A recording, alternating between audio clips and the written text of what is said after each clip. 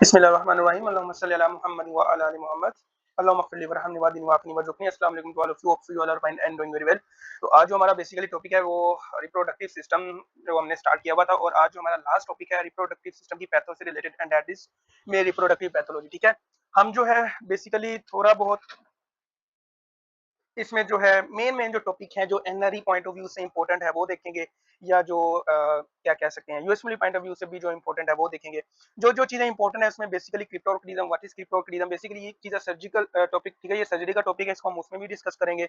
Testicular टॉयन क्या होता है, ठीक है, उसके बाद वेरिकोसील वगैरह क्या होता है, ठीक है, और उसके बाद जो है हम जो है स्पर्मेटोसील वगैरह क्या होता है, ठीक है, हाइड्रोसील वगैरह क्या होता है, ठीक है। और टेस्टिकुलर ट्यूमर जो है ये बेसिकली बहुत यू कैन से कि ये इतने इंपॉर्टेंट नहीं है, ठीक है, लेकिन हमने जो फीमेल रिप्रोडक्टिव ट्रैक के जो ट्यूमर पड़े थे, ठीक है, ओवरियन ट्यूमर हो गए, लाइक जम सेल ट्यूमर्स हो गए, ठीक है, उसके बाद नॉन जम सेल ट्यूमर्स हो गए, ये उनसे मिलते जुलते हैं, ठीक है, लेकिन इनको भी हम थोड़ा बहुत जो है वो रिव्यू कर लेंगे कि व्हाट आर दोस ट्यूमर्स, ठीक है, टेस्टिकुलर ट्यूमर्स कौन कौन से होते हैं, ठीक है।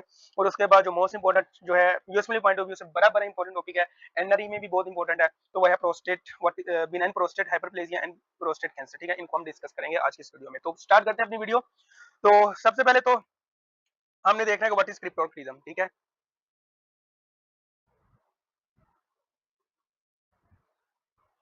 तो ये ऐसी कंडीशन है, इसमें जो है इन्फेंट जब पैदा होता है तो आपके जो जब आप देखते हो एक्सटर्नल जेनिटल्स, तो स्क्रूटम में जो है टेस्टिस प्रेजेंट नहीं होते। तो यू कैन से कि इसकी जो रफ डेफिनेशन वो ये होगी कि जो टेस्टिस हैं, ठीक है, on palpation on the scrotum there is no mass present in the scrotum, ठीक है। तो ये इसकी काज क्या होती है क्रिप्टोक्रीडम की, होता ये है कि अनडिसेंडेंट टेस्टिस होते हैं जो कि आपके एब्डोमेन में रह जाते हैं, ठीक है। जब बेबी की डेवलपमेंट हो रही होती है तो बेसिकली जो जेनिटल्स होते हैं वो एब्डोमेन में होते हैं, ठीक है। तो इन्होंने एक खास स्ट्रक्चर होता है जो इस स्ट्रक्चर को जो है जो इस इंटेस्टिस को जो है वो आउटसाइड द बॉडी में लेके आता है स्क्रूटम में, ठीक है। तो इस स्ट्रक्चर को हम कहते हैं गुबरनेकुलम, ठीक है। इसका बड़ा रोल होता है to descend the testis from the abdomen into the outside of the body into scrotum, ठीक है। तो सिंपल डेफिनेशन क्रिप्टोक्रीडम की ये है कि इसमें जो है failure of the descend of the testis हो जाता है, जिसकी वजह से जो आपके जो बेबी के टेस्टिस हैं वो within the abdominal cavity ही रह जाते हैं, इंग्यूनल किनाल वगैरह में ये रह जाते हैं, ठीक है। तो ये जो बात है आपने नहीं बोलनी, ठीक है। अब दूसरी बात ये है कि टेस्टिस जो है बेसिकली आप सबको पता है कि it is a main organ for the spermatogenesis, ठीक है।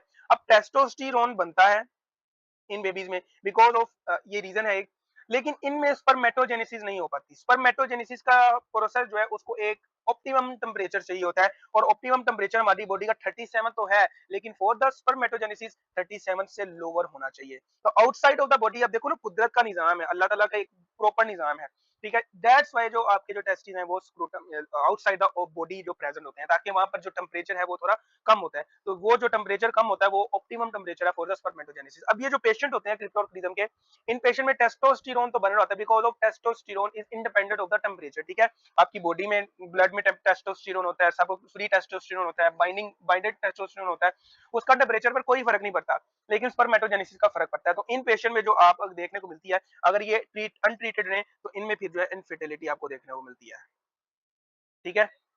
ये बात होगी। दूसरी बात जो आपने याद रखनी है वो याद रखनी है कि इन पेशेंट में जो है high risk of developing germ cell tumour का हो जाता है, ठीक है। High risk of developing germ cell tumour, ठीक है। तो ये जो बातें हैं ये आपने याद रखनी है, थोड़ी बहुत बातें इसमें याद रखनी है, इतना भी इसको सर पर चढ़ाने की जरूरत नहीं है। अब इसका ट्रीटमेंट क्या है, इसका ट्रीटमेंट ये है कि जो मोस्ट पेशेंट होते हैं, जो मोस्टली जो केसेस हैं वो स्पॉन्टेनियसली जो है वो रिजॉल्व हो जाते हैं, लेकिन अगर रिजॉल्व नहीं होते then you have to go for orchiopexy, ठीक है।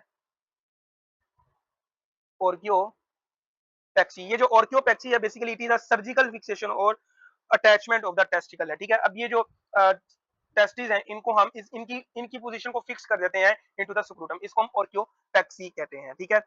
तो ये हमें जो है परफॉर्म करनी पड़ती है बिफोर 2 इयर्स ऑफ एज, ये बात याद रखनी है, बिफोर 2 ईयर ऑफ एज, ठीक है। ये बात आपने याद रखनी है, ठीक है। उसके बाद अब आ जाओ testicular torsion, what is testicular टॉयन,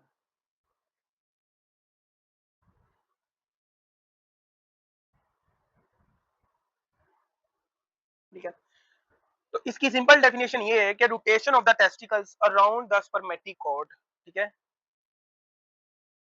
rotation of the testes around the spermatic cord, ठीक है। और ये बेसिकली उन मेल्स में होता है जो कि अपनी प्यूबर्टी की एज को पहुंचने वाले होते हैं, 18 टू 12 टू 18 ईयर्स के जो मेल्स होते हैं उनमें ही होता है। और ये यूजुअली उन पेशेंट में होता है जिन पेशेंट में जो है congenital inadequate fixation of the testis to the tunica vaginalis होता है, ठीक है। तो ये उन पेशेंट में हमें देखने को मिलता है और ये हमें तब अपीयर होता है जब एक्सीडेंटली जो है जो पेशेंट जो है ड्यूरिंग द ये खेल कूल में वो प्रेजेंट करते हैं, उनको इंजरी हो जाती है टेस्टिस की, ठीक है। तो ये तब रिप्रेजेंट करते हैं, ठीक है। और ये हाई पेन होता है, सीवियर पेन होता है, सीवियर पेन के साथ ये पेशेंट आते हैं, ठीक है। और उसके बाद जो है आप जब इनमें इन पेशेंट में जब आप एक टेस्ट होता है उसको हम कहते हैं प्रेहेंट साइन, ठीक है। होता कैसे है कि दिस इज योर स्पूटम, ठीक है। इसको हम जब एलिवेट करते हैं, ठीक है, जब एलिवेट करते हैं तो ये पेन जो है रिलीफ नहीं होती। ये प्रेहेंट साइन जो है हम आगे भी पढ़ेंगे कि प्रेहेंट साइन जो है हमें कहाँ कहाँ देखने को मिलता है, ठीक है। तो पॉजिटिव प्रेहेंट साइन का होता है और नेगेटिव प्रेहेंट साइन का होता है। अगर तो पॉजिटिव नेगेटिव प्रेहेंट साइन है, ये नेगेटिव प्रेहेंट साइन है। During the elevation of scrotum, if pain subsides, then this will be a positive Parenchyma sign, ठीक है। आगे हम पढ़ेंगे पॉजिटिव किस में होता है। और अगर ये पेन सबसाइड ना हो, दैट मींस कि नेगेटिव प्रेन साइन है। और टेस्टिकुलर टोयन में इतनी सीवियर पेन होती है कि जब आप लिफ्ट करते हो टेस्टिस को अपवर्ड, तो ये जो है पेन जो है ये सबसाइड नहीं होती, ठीक है। और इसका ट्रीटमेंट ये है, विद इन 6 आवर जो है आपने ऑर्कियोपेक्सी करनी होती है, within 6 hour orchiopexy should be done, ठीक है। और अगर इस टाइम फ्रेम अवेलेबल नहीं है, then you have to go for manual fixation of the test, ठीक है। तो आपने कोशिश करनी है कि मैनुअली जो है उसको विदाउट सर्जरी, अगर तो पेशेंट बहुत दूर रहता है, लाइक होता है ना पाकिस्तान में ये है कि एक पेशेंट जो है बड़ा दूर रहता है एक हॉस्पिटल से जहां पर ऑर्कियोप्लेक्सी अवेलेबल है, तो 6 घंटे का टाइम फ्रेम होता है। अगर ये अवेलेबल नहीं है, then you have to go for manual fixation of the test, ठीक है। तो आपने इसकी तरफ जाना होता है, ये बात आपने याद रखनी है और कुछ भी याद रखनी है। व्हाट इज हाइड्रोसील, ठीक है। हाइड्रो से मतलब आपको पता लग रहा होगा वाटर, ठीक है। हाइड्रोसील हाइड्रोसील में जो है होता ये है कि आग का जो है जो टेस्टिस है उसमें पानी भर जाना, ठीक है। That is a common cause of scrotal swelling, swelling, ठीक है। Common cause of scrotal swelling, ठीक है। अब इसकी रीजन है, एनआरई में एमसीक्यूज आता है कि hydrocele is due to pathology behind, what is the pathology behind the hydrocele. तो उसका आंसर ये है कि due to the incomplete obliteration of the processus vaginalis, ठीक है। Due to incomplete obliteration of processus vaginalis, ये आपने मार्क करना है, ठीक है। और जब हम इन पेशेंट्स में ट्रांसल्यूमिनेट करते हैं, जब आप ट्रांसल्यूमिनेशन एक टेस्ट होता है, इन्वेस्टिगेशन ऑफ चॉइस जो है हाइड्रोसील की वो ट्रांसल्यूमिनेशन है, ठीक है। एक डार्क रूम में बच्चे को लेकर जाते हैं तो हम जो है लाइट पास करते हैं टेस्टिस में से, ठीक है। अगर तो वो ट्रांसल्यूमिनेट हो जाए तो that means that is hydrocele, because hydrocele पानी है ना, एक पानी है, ठीक है। और ये एक आपको मास लाइक रिजेंबलिंग करता है, ठीक है। क्योंकि स्वेलिंग हुई भी होती है स्क्रूटल की, तो आपको लगता है कि मास जो है इसमें मास है, लेकिन वो मास नहीं होता, वो पानी होता है। तो जब आप लाइट पास करोगे तो पानी जो है वो ट्रांसपेरेंट होता है, तो वो लाइट जो है ट्रांसल्यूमिनेट होती है, ठीक है। आगे हम टेस्टिकुलर ट्यूमर पढ़ेंगे, उसमें जो है वो ट्रांसल्यूमिनेट नहीं होती, ठीक है। फॉर एग्जाम्पल आप यूं ही देख लो कि जब आप अपने उंगली पर हाथ लाइट रखते हो तो आपको रेड रेड नजर आता है, तो दैट इज ट्रांसल्यूमिनेशन, ठीक है। तो इन पेशेंट में जो है वो ट्रांसल्यूमिनेशन आपको नजर आती है, ठीक है। तो ये हाइड्रोसील ये होता है, ठीक है। ये बात आपने याद रखनी है। अब आ जाओ व्हाट इज वेरिकोसील, ये मैं बहुत रफ रफ सा करवा रहा हूँ और इतनी ही इंफॉर्मेशन आपको जरूरी है।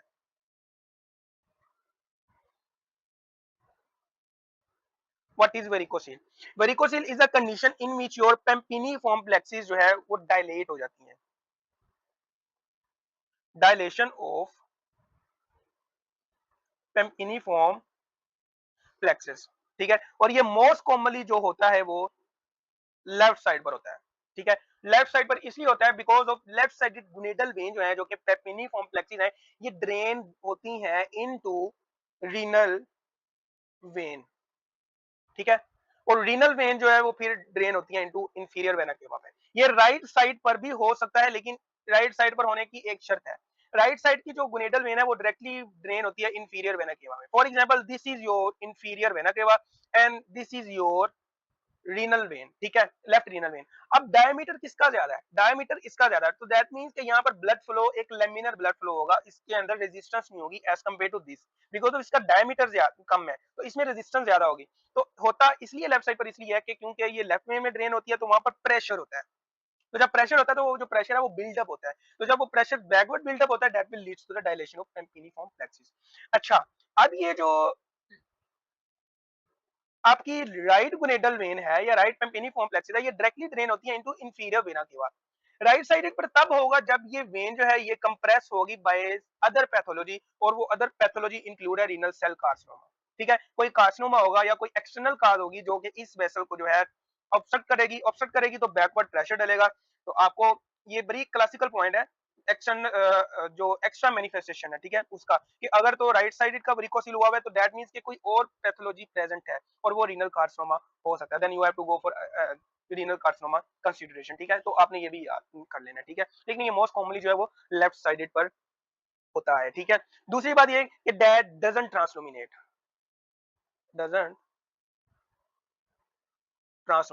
बिकॉज ऑफ एक टेस्टी जो है वो एक हार्ड मास होता है, ठीक है, जब उसमें से आप लाइट को पास हो रहे हो तो वो नहीं होगी, अलबत्ता अनलेस अगर उसके इर्द गिर्द अगर वाटर है, ठीक है, जब आप उसके ऊपर बीम डालोगे तो वो ट्रांसोमिनेट करेगा, लेकिन जो टेस्टिस है वो बिल्कुल हार्ड मास है, ठीक है, जब वो उसके ऊपर आप डालोगे लाइट तो वो जो है वो नहीं करेगा, ठीक है। तो ये जो है ये वेरिकोसील है और इसको आपने इस तरह से देख लेना है। मैंने बता दिया कि व्हाट इज, इसको हम क्लासिकली रिप्रेजेंट करते हैं, पेशेंट वो कहता है कि मुझे बैग्स ऑफ वॉर्म्स की सेंसेशन हो रही है, बैग ऑफ वॉर्म्स की सेंसेशन हो रही है ऑन टचिंग द टेस्टिस, ठीक है, तो ये इसकी क्लासिकल हॉलमार्क है, ठीक है, तो ये भी आपने जो है वो याद रख लेना है, ठीक है। अब अगर मैं एक केस बनाकर दूं आपको टेस्टिकुलर टॉयन केयर से रिलेटेड, तो वो इस तरह से एनआरई में उन्होंने पूछा हुआ था, अ 20 इयर्स ओल्ड मेल, ठीक है, rugby player came to emergency department with severe sudden pain in his left scrotum। अब देखो उन्होंने लेफ्ट स्क्रूटम की बात कर दी है, तो बच्चों को ना कंफ्यूज करने की कोशिश करते हैं यहाँ पर कि लेफ्ट स्क्रूटम की बात हो रही है, maybe it is a case to varicocele, ठीक है, यहाँ पर मैं लिख देता हूँ 20 इयर्स ओल्ड मेल है, ठीक है, और वो रग्बी प्लेयर है। प्लेयर मैंने इसलिए साथ में लिखा बिकॉज ऑफ जो ये टेस्टिकुलर टोयन के पेशेंट होते हैं ये मोस्टली प्लेयर्स होते हैं और इनको ट्रोमा ड्यूरिंग द जब ये खेल रहे होते हैं कोई खेल तब आप इनको ट्रोमा होता है, ठीक है, और क्यों होता है बिकॉज ऑफ इनका जो वेजिनालिस है, ठीक है, ट्यूनिका वेजिनालिस है उसकी जो है इम्प्रॉपर फिक्सेशन हुई भी होती है, ठीक है, तो जिसकी वजह से जो है ये आपको देखने को मिलता है ट्रोमा। अच्छा, अब ये 20 इयर्स ओल्ड मेल है, ये कह रहा है कि मुझे सडन पेन हुआ है और वो बहुत सीवियर है, सडन सीवियर पेन हो रहा है in the left testis, in left testis, ठीक है, जो आपने बात याद रखनी है, ठीक है। अब वो कह रहा है कि ये जो टेस्टिस है लेफ्ट टेस्टिस है that is place slightly higher than the right testis. होता क्या है टेस्टिकुलर टॉयन में, ठीक है, ये जो टेस्टिस जब टॉयन हो जाती है तो आपका जो बेसिकली आपका जो टेस्टिस है वो यूं लाई कर रहा होता है, ठीक है, नॉर्मली, ठीक है, जब टॉयन होती है तो होता क्या है कि ये जो टेस्टिस है ये हॉरिजॉन्टल प्लेस में आ जाता है, ठीक है, like this is your normal, और ये अब जो है ये नॉर्म हॉरिजॉन्टल पोजीशन में आ गया। अब उस बंदे को तो नहीं पता कि ये पोजीशन कौन सी है, हॉरिजॉन्टल है ये है, तो ये इसका जो लेवल है वो ऊपर हो गया लेफ्ट का, तो वो कहता है कि मेरा जो लेफ्ट टेस्टिस है that is place slightly higher than the right testis, ठीक है, तो ये भी एक क्लासिकल फाइंडिंग है, ठीक है। अब आपने जब उसका टेस्ट किया है यू एलिवेट द टेस्टिस, इसको हम प्रेहन टेस्ट भी कहते हैं, तो वो नेगेटिव आया है, ठीक है, the pain is not ceased by elevation what is most likely diagnosis, तो यहाँ पर मैं लिख देता हूँ pain is not ceased after elevation which of the following is most likely diagnosis, ठीक है, तो यहाँ पर भाई साहब जो आपके पास ऑप्शन बनता है वो टेस्टिकुलर टॉयन ही बनता है, ठीक है, ये आपने बात याद रख लेनी है, ठीक है। अब आ जाओ what are the testicular tumours, ठीक है, तो टेस्टिकुलर ट्यूमर जो है बेसिकली इसमें इतना डीप जाने की जरूरत नहीं है, लेकिन मोटा मोटा हम पढ़ेंगे एनरी पॉइंट ऑफ व्यू से क्या क्या इंपॉर्टेंट है क्या क्या नहीं, तो वो चीजें हम जो है वो इनमें देखेंगे। तो टेस्टिकुलर ट्यूमर्स है, ये भी जिस तरह हमने फीमेल में पढ़ा, ये भी दो तरह के होते हैं, जर्म सेल ट्यूमर्स होते हैं, ठीक है, that accounts for 95% of all the testicular tumours, ठीक है। और दूसरे जो होते हैं वो सेक्स कोड ट्यूमर्स होते हैं, ठीक है, जर्म सेल ट्यूमर्स होते हैं, ठीक है, और सेक्स कोड ट्यूमर्स होते हैं, ये दोनों ट्यूमर्स होते हैं, ठीक है। और एक बात जो आपने याद रखनी है कि these tumours are also does not transilluminate, ये ट्रांसलुमिनेट नहीं होते।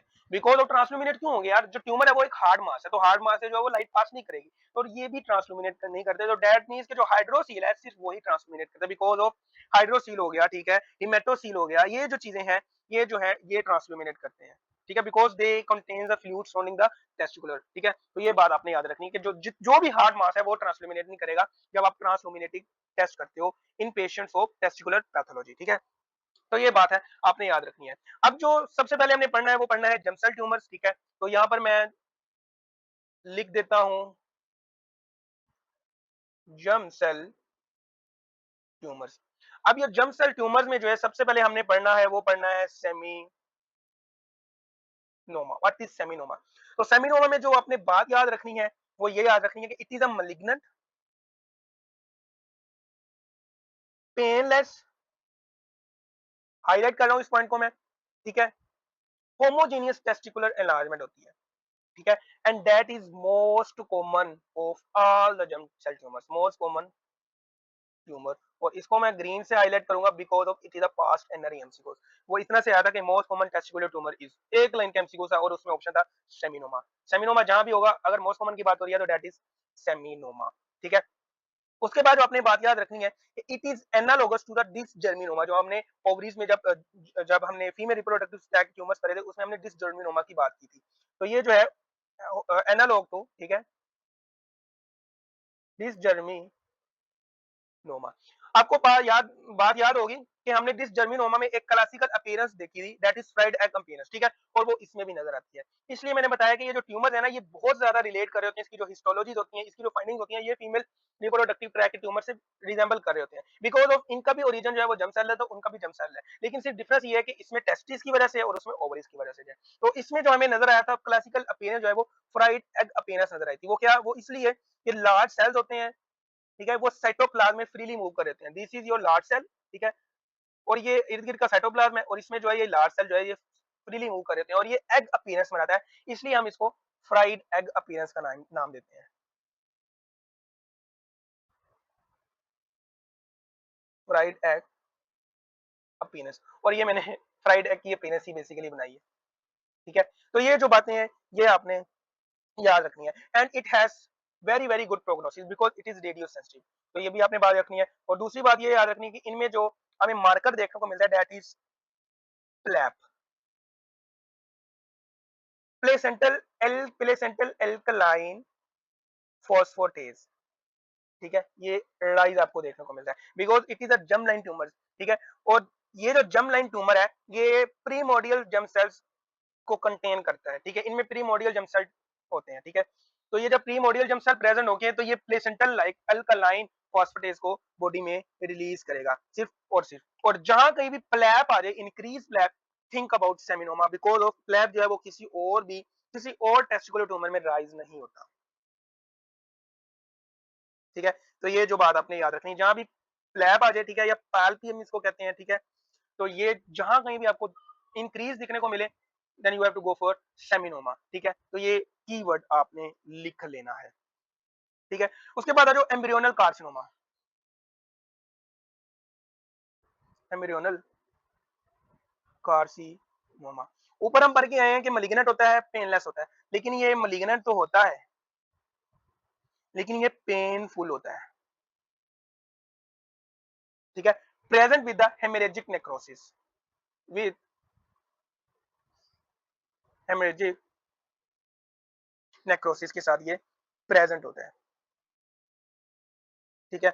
अब इसमें जो आपको रेज ट्यूमर मार्कर्स देखने को मिलेंगे, ठीक है, वो आपको इंक्रीज एचसीडी देखने को मिल सकता है, ठीक है, लेकिन जो अल्फा फीटोप्रोटीन लेवल है वो नॉर्मल होते हैं, ठीक है। अब इसकी दो तरह की फॉर्म्स होती हैं एम्ब्रियोनल कार्सिनोमा, ये एक मिक्स फॉर्म भी होता है और ये प्योर फॉर्म भी होता है। अब ये जो मिक्स फॉर्म है ना, मिक्स फॉर्म, इसमें जो है एएफबी जो है राइज होता है, ठीक है। और अगर ये प्योर फॉर्म है तो इसमें जो है एएफबी नॉर्मल होता है। तो ये जो है बात आपने याद रखनी है, and that has worst prognosis than the seminoma, ठीक है। ये बात होगी। अब आ जाओ टेराटोमा, तो टेराटोमा के ऊपर मैं इतना डिटेल में नहीं जा रहा, सिर्फ एक यही बात बताऊंगा कि teratoma is a tumour that consist of the germ layer, जो जो आपकी डेरिवेटिव्स लेयर्स होती हैं उनके जो कुछ ना कुछ स्ट्रक्चर होते हैं, लाइक उसमें हेयर फॉलिकल्स होता है, हो सकता है उसमें मसल मास हो सकता है, उसमें स्पीशीज ग्लैंड वगैरह इस तरह की चीजें हो सकती हैं। तो ये जो इसको हम टेराटोमा कहते हैं, ठीक है, ये टेराटोमा हो गया। उसके बाद आ जाओ what is yolk sac tumour, ठीक है। तो yolk sac tumour is also called, what is yolk sac tumour, this is also called endodermal sinus tumour, endodermal sinus tumour, ठीक है। उसके बाद ये एग्रेसिव होता है और इसमें भी जो है योक सैक है, तो वैसे आपने याद रखना है कि इसमें भी जो हमने जब फीमेल रिप्रोडक्टिव पैथोलॉजी में योक सैक ट्यूमर पढ़ा था, तो उसमें भी जो है येलो म्यूसिनस लाइक सब्सटेंस हमें देखने को मिलता है, येलो मिसनेस, ठीक है। तो इसलिए मैंने बताया कि ये जो ट्यूमर्स हैं ये रिजेंबल करते हैं जो हमने रिप्रोडक्टिव ट्रैक की पैथो पढ़ ली थी ओवरीज के, ठीक है। उसमें सारे के सारे इस तरह की जो मेल है सेम फाइंडिंग्स आपको देखने को मिलती हैं, ठीक है। योक सैक ट्यूमर में आपको येलो मिसनेस लाइक सब्सटेंस आपको नजर आता है, ठीक है। और ग्लोमेरुलाई, ठीक है, इस ये स्ट्रक्चर इनका हो जाता है लाइक ग्लोमेरुलाई। जिस तरह ग्लोमेरुलाई का स्ट्रक्चर होता है ना, आपको हिस्टोलॉजी पर इस तरह का स्ट्रक्चर नजर आता है। इसको हम क्लासिकल नाम देते हैं शिलर डोवल बॉडीज, ठीक है, शिलर डोवल बॉडीज, ठीक है। लेकिन जो है यूएसमिली वाले क्या करते हैं, वो आपको इसका नाम नहीं देते, वो ये बताते हैं कि हिस्टोलॉजी पर जो है वो हमें ग्लोमेरुलाई जो है हमें स्ट्रक्चर नजर आया है, then which of the following is most likely diagnosis yolk sac tumour, ठीक है। तो ये बात आपने नहीं बोलनी, ठीक है। और इसमें जो है आपका एएफई जो है वो इंक्रीज होता है योक सैक ट्यूमर में, ठीक है। उसके बाद जो कोरियो कार्सिनोमा, तो कोरियो कार्सिनोमा का मैंने पिछली वीडियो में भी मैंने बताया था कि व्हाट इज कोरियो कार्सिनोमा, तो उसमें दोबारा जाने की जरूरत नहीं है, ठीक है। बाकी रह गए नॉन जर्म सेल ट्यूमर्स, ठीक है, तो ये इतने इंपॉर्टेंट नहीं है, तो इनको मैं स्किप कर रहा हूँ, you have to go for go, आप फर्स्ट स्टेज से जो है वो पढ़ लेना इनको। लेकिन जो एनआरई में एमसीक्यू आ चुका है वही आया हुआ कि what is the most common testicular tumour, that is seminoma, ठीक है। और एक कोरियो कार्सिनोमा का एमसीक्यू आया हुआ था, वो मैंने आपको जो है आई थिंक सो करवा दिया था, अगर नहीं करवाया तो इस तरह से आया हुआ था कि 30 years old female presented with the complain of brown discharge. मैंने बताया था कि कोरियो कार्सिनोमा में जो है ब्राउन डिस्चार्ज होता है, लेकिन यहाँ पे मेल की बात हो रही है, तो मेल में भी जो है कोरियो कार्सिनोमा हो सकता है, ठीक है। लेकिन उसमें जो है फिर मेल ब्राउन डिस्चार्ज नहीं होगा, लेकिन ये फीमेल का केस था। अब ब्राउन डिस्चार्ज होने के बाद जो है उसको कह रही है वो मुझे बैक पेन भी होती है, ठीक है। हर USG and abdomen and pelvic shows lung and liver metastasis, तो लिवर की तरफ अगर मेटास्टेसिस हो जाए तो that will cause the cannonball metastasis, ठीक है। तो आपको क्लासिकल फाइंडिंग देखने को मिलती है लंग में कैनन वॉल मेटास्टेसिस, लेकिन ये जो है लीवर में भी आपकी मेटास्टाइज हो सकती है, क्यों, बिकॉज ऑफ हेमेटोजेनियस स्प्रेड, ठीक है। उसके बाद आपको हिस्टोलॉजी ने बताया कि सिंचियोट्रोफोब्लास्ट एंड साइटोट्रोफोब्लास्ट, जो कि ट्रोफोब्लास्ट जो है इनकी इन्वेजन हुई है विद नो विलाई, विलाई तो प्रेजेंट ही नहीं है, but is most likely diagnosis then you have to go for carcinoma, choriocarcinoma, ठीक है। तो ये थी छोटी मोटी रिप्रेजेंटेशन, ठीक है। अब आ जाओ what is epididymitis and orchitis, कोशिश करूंगा जल्दी जल्दी से जो है वाइंड अप करूं। व्हाट इज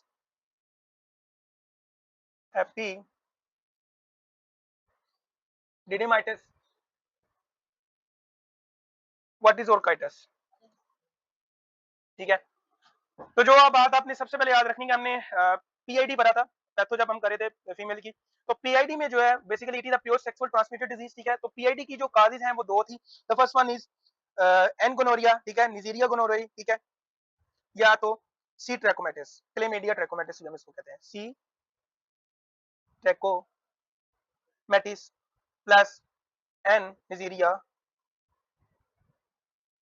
गोनोरिया, ठीक है। और एक बात आपने जो याद रखनी है, यहाँ पर इकोलाई भी ऑप्शन हो सकता है, ठीक है। हमने पढ़ा था कि ये डिजीज जो है ये सेक्सुअली ट्रांसमिटेड डिजीज है, जब सेक्सुअली ट्रांसमिटेड डिजीज है दैट मींस कि ये जो है फीमेल को भी एक पार्टनर को अगर ये है कोई भी इन्फेक्शन है तो वो दूसरे को भी इन्फेक्ट करेगा। फीमेल में जो है बेसिकली मोस्ट कॉमनली जो है पेल्विक इन्फ्लेमेटरी डिजीज करवाता है, इसके फिर आगे फ्यूचर में बहुत कॉन्सिक्वेंसेस होते हैं। अब ये जो मेल में एपिडिडिमिटिस करवा देगा और काइटिस करवा देगा, तो ये भी स्पर्मेटोजेनेसिस पर जो है वो अपना असर अंदाज दिखाएगा, दैट लीड्स टू इनफर्टिलिटी। तो ये जो सेक्सुअल ट्रांसमिटेड डिजीज है काज्ड बाय ट्रैकोमेटिस या गोनोरिया, ये इनफर्टिलिटी करवाते ही करवाते हैं इन मेल्स एंड फीमेल्स दोनों में, ठीक है। लेकिन इसका जारी बात है ये जो इनफर्टिलिटी है ये रिवर्सिबल है because of it is due to infection, ठीक है। जब इन्फेक्शन रिजोल्व हो जाएगा तो जो फर्टिलिटी है वो नॉर्मल हो जाएगी, ठीक है। जो आपने बात याद रखनी है वही याद रखनी कि अगर तो यंगर मेल है तो थिंक अबाउट कि कॉजेटिव ऑर्गन जो है वो ये है, ठीक है। और अगर ओल्डर पेशेंट है then you have to think about कि इकोलाई जो है वो इसकी कॉजेटिव ऑर्गेनिज्म हो सकता है। और इकोलाई के साथ आपने एक और बैक्टीरिया का नाम नहीं बोलना है, दैट इज सुडोमोनास, ठीक है।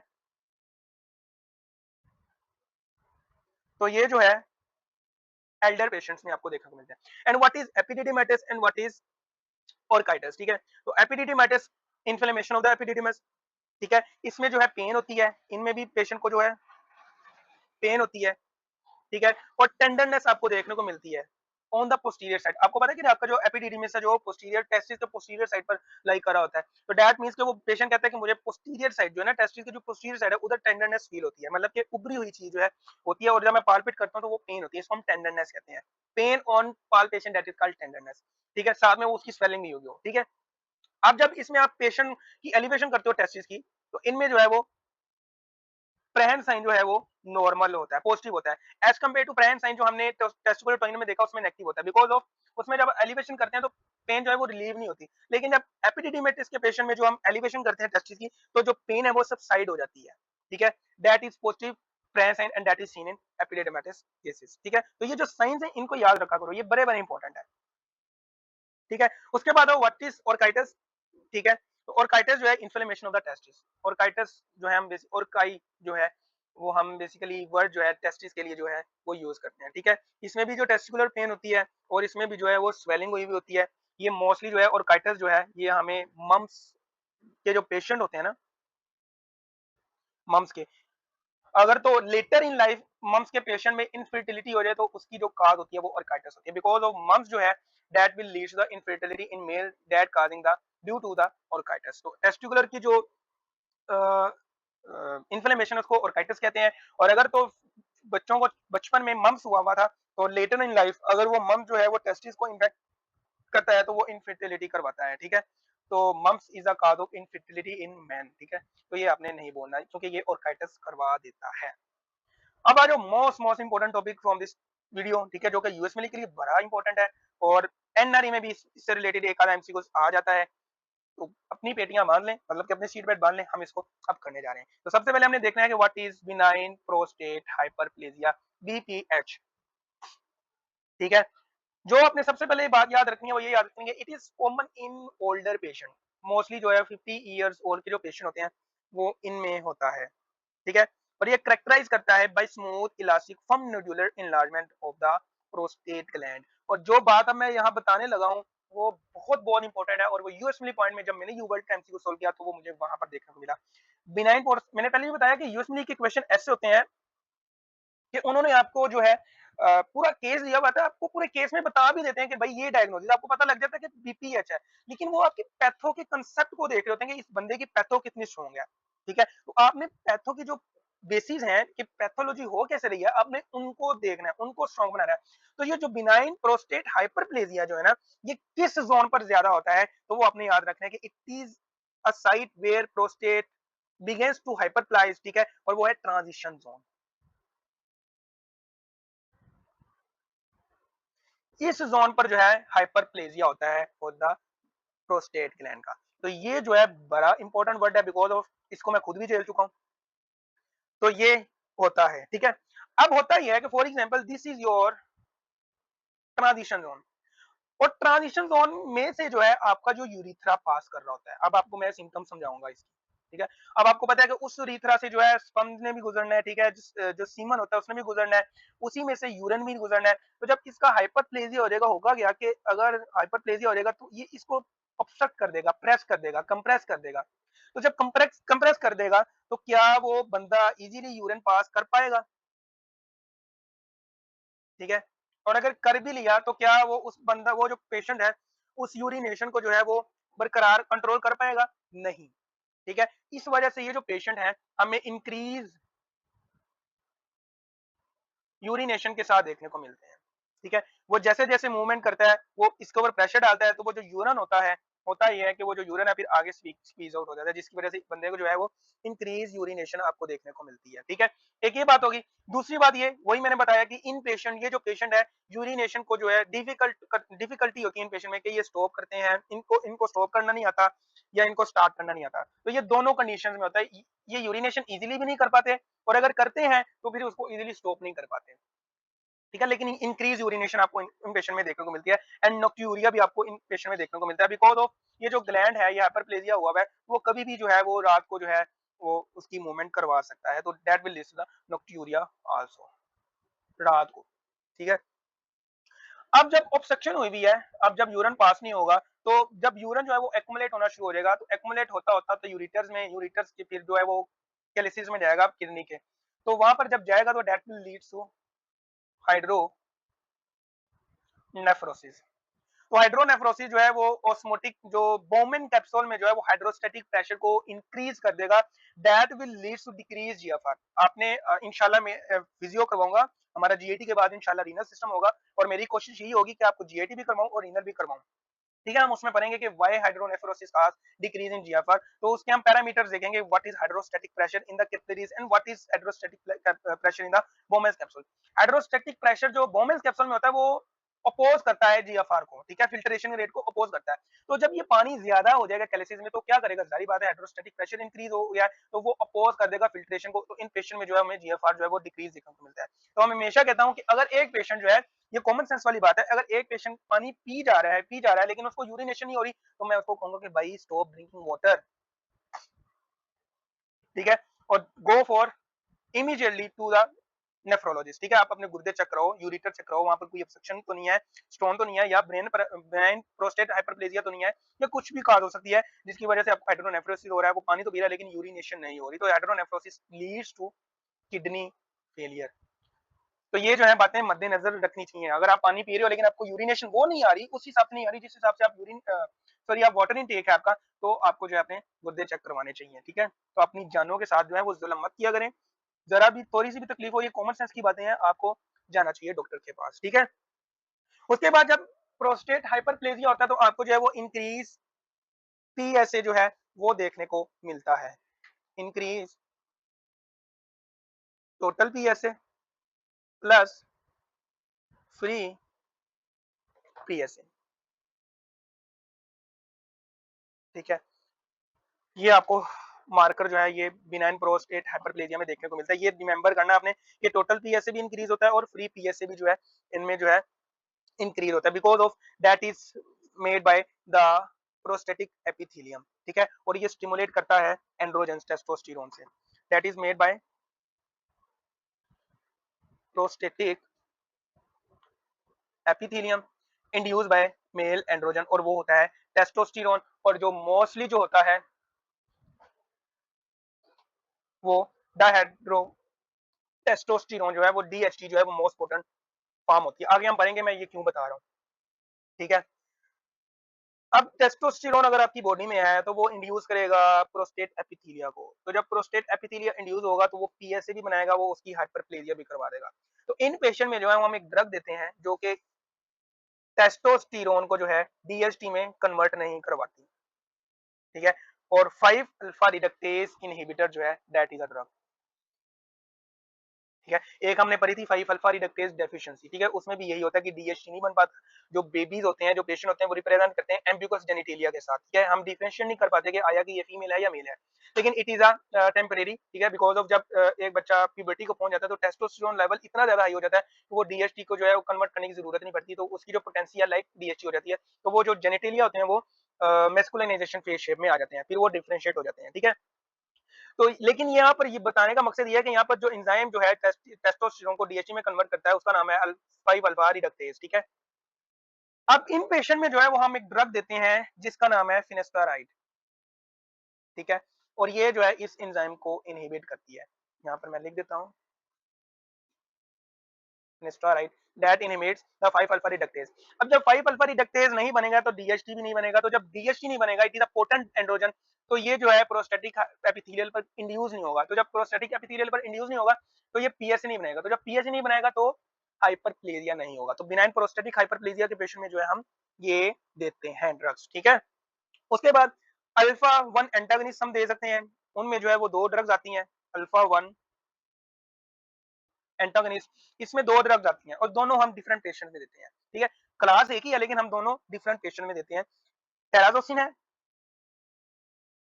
ठीक है, और एक है टेम्सुलोसिन। अगर तो पेशेंट नॉर्मोटेंसिव है, मतलब कि उसको हाइपरटेंशन की शिकायत नहीं है, then we have to go for tamsulosin, ठीक है, और अगर पेशेंट को साथ में हाइपरटेंशन भी है, then we have to give terazosin in patient with BPH who have hypertension. ये हो गया, हमने कितनी ड्रग्स पढ़ ली, फेनेस्ट्राइड पढ़ लिया, ठीक है, उसके बाद अल्फा 1 एंटागनिस्ट पढ़ लिया, और अब जो हम पढ़ने जा रहे हैं वो है PDE5 इनहिबिटर्स, टडालाफिल हो गया, ये हमने पढ़नी है, PDE इनहिबिटर्स, ठीक है, सिल्डेनाफिल भी आता है इसमें, टडालाफिल भी आता है, we have to give this drug also for erectile dysfunction, ठीक है, तो ये हम उनमें भी यूज करते हैं।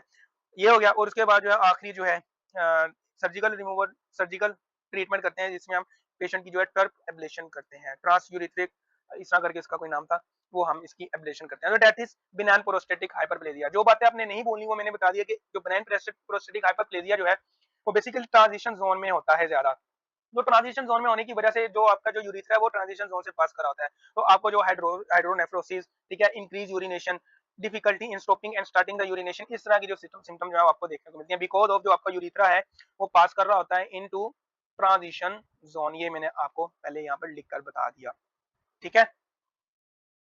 अब आ जाओ प्रोस्टेटिस, ठीक है, प्रोस्टेटिस की जो है जो काजिन है वो सिमिलर टू एपिडिडिमाटिस है, ठीक है, एन गोनोरिया, ठीक है, और सी ट्रैकोमैटिस ये यंग में होता है। इकोलाई और स्यूडोमोनास की बात आ जाए, अगर ओल्डर पेशेंट है तो you have to think about pseudomonas and E coli, ठीक है, तो ये बात आपने याद रखनी है। तो ये जो पेशेंट है रिप्रेजेंट करते हैं फ्रीक्वेंस अर्जेंसी, ठीक है, जारी बात है कि इसमें जो प्रोस्टेटिस है, प्रोस्टेट की इन्फ्लेमेशन हुई होती है, तो वो यूरिथ्रा को कंप्रेस करता है, तो कंप्रेस करने से आपको पेशेंट कहता है कि मुझे फ्रीक्वेंसी जो है यूरिनेशन को वो इंक्रीज हो गई है, तो ये भी एक क्लासिकल सिम्टम आपको देखने को मिलती है, और लो बैक पेन के साथ ये पेशेंट आते हैं, ठीक है। अब आ जाओ प्रोस्टेटिक कार्सिनोमा, हमारा जो है लास्ट टॉपिक, प्रोस्टेटिक कार्सिनोमा, ठीक है। तो प्रोस्टेटिक कार्सिनोमा जो है आपने इसमें जो ये बात याद रखेंगे, ये भी जो है 50 ईयर्स ओल्ड के पेशेंट में ज्यादा होता है, मेल ही होंगे, सारी बात है, क्योंकि because it is present in the mails. दूसरी बात आपने याद रखनी है कि ये कौन से जोन में ज्यादा होता है, जिसना प्रोस्टेट बिना बीपीएच में मैंने जोन बताया वो इंपॉर्टेंट है, इसमें भी ये जो जोन जो है बहुत इंपॉर्टेंट है, और ये जो है पोस्टीरियर लोब पर ज्यादा होता है, पोस्टीरियर लोब, और इसको हम नाम देते हैं peripheral zone of the prostate gland, peripheral zone of prostate gland, ठीक है। अब इसमें जो है टोटल पीएसए जो है हमने बीपीएच में पढ़ा कि उनमें दोनों राइज होते हैं, टोटल पीएसए भी और फ्री पीएसए भी राइज होता है, लेकिन इसमें जो है वो टोटल पीएसए राइज होता है, लेकिन जो फ्री पीएसए है वो डिक्रीज होता है, ठीक है। और ये चूंकि कार्सिनोम है, एडिनो कार्सिनोम है, प्रोस्टेटिक एडिनो कार्सिनोम है, ये मेटास्टाइज भी हो सकता है, तो मेटास्टाइज होता है ये मोस्टली जो है बोन में, और अगर ये बोन में मेटास्टाइज हो जाए तो हमें इनके साथ जो है इंक्रीज एएलपी भी देखने को मिलता है, इंक्रीज अल्कलाइन फॉस्फेटेज, ठीक है, ये आपको देखने को मिलता है, विद पीएसए भी आपको इंक्रीज देखने को मिल गया, ठीक है। और अगर ये दोनों आ जाए तो दैट मींस के मेटास्टेटिक प्रोस्टेटिक कार्सिनोमा है, मेटास्टाइसिस हो चुकी हुई भी है, ठीक है। और ये मेटास्टाइज करता है, ठीक है, from the vertebral venous plexus, इसको हम बेटसन का नाम देते हैं, बेटसन वेनस प्लेक्सस, ठीक है। और इसका ट्रीटमेंट ये है कि if the disease is localized to the gland then we have to go for prostatectomy, ठीक है। और अगर डिजीज मेटास्टाइज हो गया है then you have to treat with the hormone suppression therapy. मैंने बताया ना ऊपर के टेस्टोस्टेरोन की जो पोटेंट फॉर्म है वो रिक्वायर्ड होती है फॉर द पीएसए जनरेशन, ठीक है। अब ऊपर में बताया गया है कि दिस इज योर टेस्टो, नीचे मैं लिख देता हूं क्योंकि अभी हमने वीडियो खत्म करनी है, तो मैं अब डिटेल से बता देता हूं। Testosterone converts into DHT, DHT induces the prostatic epithelia, ठीक है। अब प्रोस्टेटिक एपिथेलिया वो पीएस से बनाएगा, पीएस से जो है वो आपकी जो है हाइपरप्लेजिया करवा देगा, ठीक है। अगर हाइपरप्लेजिया कंसिस्टेंट रह जाए तो वो कार्सिनोमा करवा देगा, ठीक है। अब हम ऐसी ड्रग दें जो कि इस पोटेंट फॉर्म को ना बनाए, तो वो है 5 अल्फा रिडक्टेज, ठीक है। एक हमने ऊपर पढ़ के फिनेस्टोराइड, जो फिनेस्टोराइड है वो बेसिकली हम बीपीएच में देते हैं, लेकिन यहाँ पर हम एक most potent form of the 5 alpha reductase inhibitor देते हैं, दैट इज कॉल्ड फ्लूटामाइड, ठीक है। तो फ्लूटामाइड जो it is a drug of choice in the prostatic adenocarcinoma patient है, ये भी अल्फा 5 अल्फा रिडक्टेज इनहिबिटर, लेकिन that is more potent than the finasteride, that's why we give flutamide in patient. In patient में जो है वो side effect ये होता है, गिनेकोमेस्टिया देखने को मिलता है, बिकॉज ऑफ ये जो टेस्टोस्टेरोन है ये पेरिफेरली जो जाके या फिर जो एरोमेटेज एंजाइम से जो है वो कन्वर्ट हो जाता है एस्ट्रोजन में, तो एस्ट्रोजन जो है फिर आपकी जो मेल ग्लैंड्स होते हैं ब्रेस्ट में उनको प्रोलिफरेट करता है, तो वो फिर हमें गिनेकोमेस्टिया की कंडीशन जो है वो देखने को मिलती है। तो साइड इफेक्ट को भी मैं इंशाल्लाह आगे हम फार्मा स्टार्ट करेंगे तो मेरी कोशिश यही होगी, तो जितने भी साइड इफेक्ट्स हैं उनको मैं कंसेप्ट से समझाऊं, खाली ये ना बताऊं कि भाई इसका ये साइड इफेक्ट है, ये है, ये है, ठीक है, ताकि आपको जो है वो बात आपके जहन में रह जाए, ठीक है। तो ये थी हमारी आज की लास्ट वीडियो, होप्स हो कि यार मैंने अच्छे से करवा दिया है। अगर आपने नहीं भी ज्यादा करना तो आपने जो छोटी मोटी टर्म्स है ना, लाइक टेस्टिकुलर टॉयन हो गया, ठीक है, हाइड्रोसील हो गया, वरिकोसील हो गया, ये तीन चीजें, और ये जो प्रोस्टेटिक बीपीएच है और प्रोस्टेटिक एडिनोकार्सिनोमा है, इन चीजों को नहीं बोलना आपने, इनको आपने याद करने का। These topics are very very high yield from the एनरी point of view and from the USMLE point of view. USMLE point of view से तो ये जो बीपीएच है, ये प्रोस्टेटिक का जिक्र है, ये बहुत बहुत इंपॉर्टेंट है, और इसमें से बहुत ज्यादा एमसीक्यूज मैंने यू वर्ल्ड में देखे हुए हैं। अगर आए हुए हैं यू वर्ल्ड ने बनाए हुए हैं, तो दैट मींस कि यूएसएमएल के लिए इंपॉर्टेंट है, तो आपने इस टॉपिक को नहीं बोलना। बाकी मुझे दीजिए इजाजत, मिलते हैं नेक्स्ट वीडियो में, अपनी दुआ में हमेशा याद रखें। अल्लाह हाफिज।